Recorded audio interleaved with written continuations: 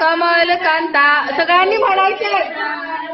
असे कसे झाले माझ्या नशिबी आले, वेड्याच्या बायकोने केले होते लाडू, तिकडून आला वेड्या त्याने डोकावून पाहिले, जगदी चेंडू म्हणून त्याने खेळायला घेतले.